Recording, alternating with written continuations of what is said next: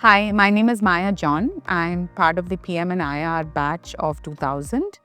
And I came into Excel as an engineer. I had done my computer science engineering. And I had come to the end of that saying that, there's something missing. There's something more that I think I can do. More on the people side, more on strategy and things like that. So that's what led me to Excel.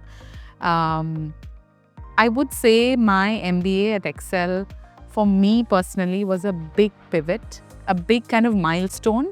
If I look at my life overall, not just my professional life, it kind of opened up. I'm from a small town, sea and backwater town called Alumni.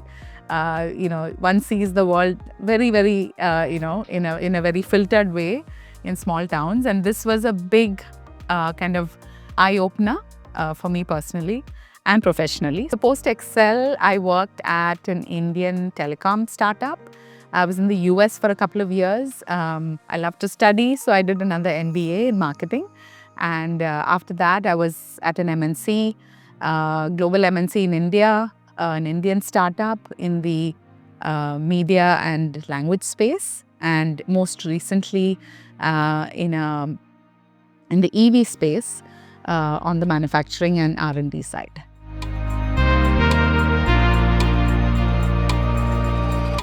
I would say I don't think there's skepticism.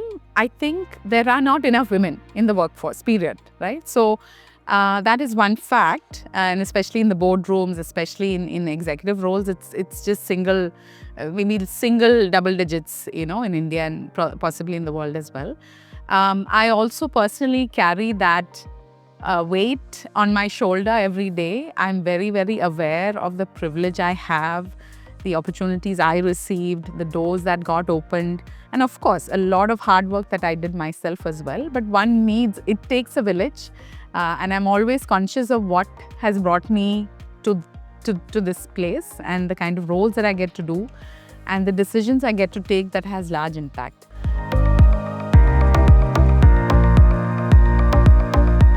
I think, at the end of the day, you have to be good at what you do.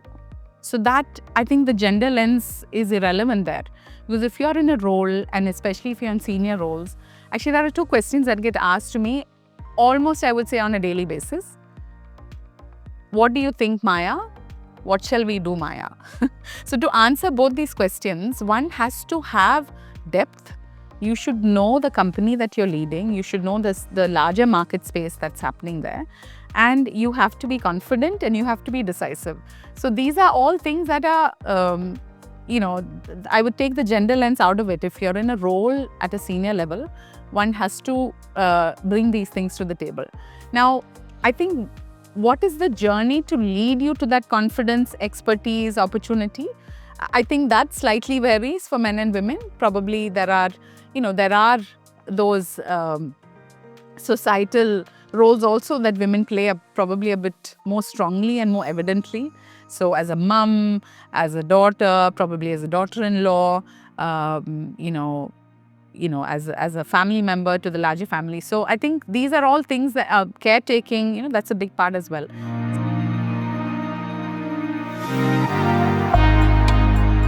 HR is strange because I feel it's the first and probably only function where you join and then you lose your name. So it's not like Maya said something or, Sudha said something or whatever. It's about, okay, HR said this or HR did that. So I look at it very positively that you are a symbol.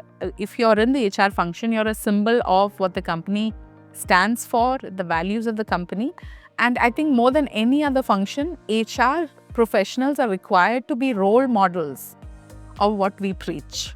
So if we say, hey, in this company, we are transparent, we are a flat organization, you can speak your mind, there are many career paths ahead of you, then that has to reflect in the professional behavior and leadership attributes of the HR team themselves, and especially HR leaders who are leading the HR function.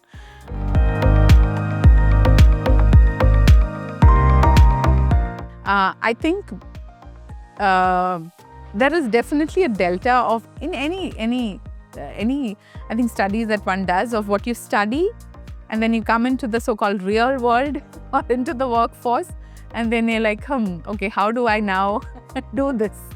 So I think I would say some of the things that I didn't realize and realize more is that one does need to build a ecosystem of mentors, of coaches, of people who are there for you, who will give you good advice, who are a listening board for you when you're trying to solve stuff.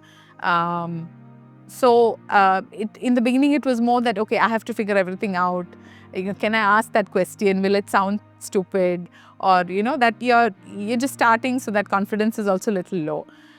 So I think few of the lessons is ask questions, have curiosity, build a few close professional, mentors and colleagues who genuinely care for your growth and will, give you good advice or, be that sounding board. So I think that I didn't realize the power of the ecosystem that one needs to build to not just be a good professional, but ultimately be a good leader, because you do need to get different points of view and, an outside-in perspective of things sometimes. Otherwise, you're just taking decisions as per your,